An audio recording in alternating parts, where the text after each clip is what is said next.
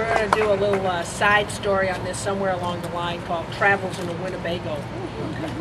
One of the things that was really interesting, and again, it's, I don't know any place else in the country that you could have 5 people who worked really hard, everybody's really qualified, you get to the end, it's really close, no surprise. We're going through a recount, so we do a unity tour. So you have at different times, different numbers of us and campaign people traveling in a Winnebago.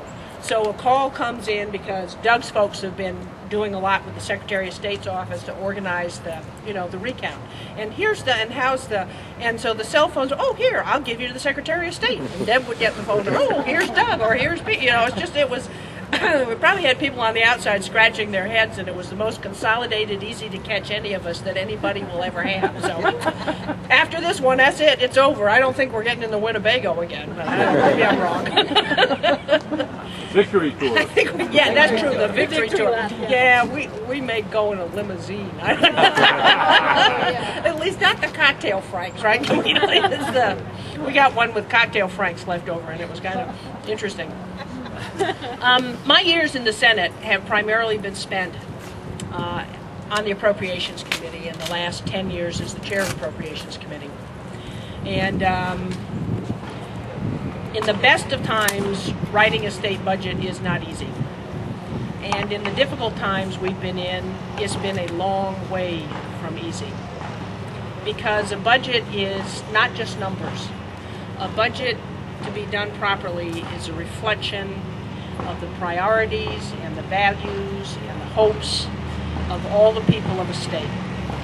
And that's not an easy task. And certainly here with a lot of state employees, you know how difficult and the cost it has been to state government in the past few years, particularly if you do that without a plan.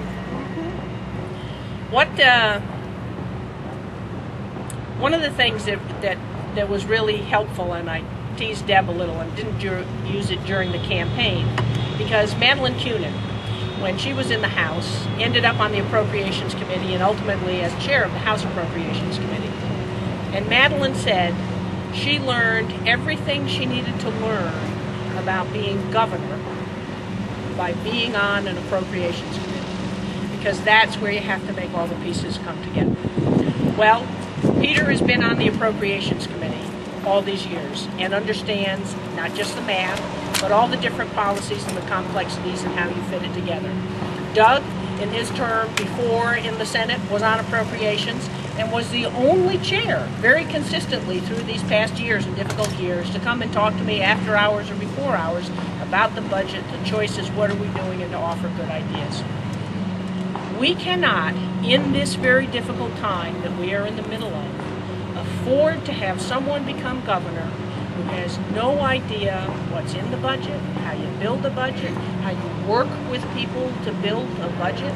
We can't continue the policy of not taking advantage of one of the most important resources we have as a state, and that is our state employees. When we need to make changes in the structure of government, the first people we should ask are people that do the work that this administration and Brian Doobie have never asked all these employees what they can do and how we can change things is stunning to me.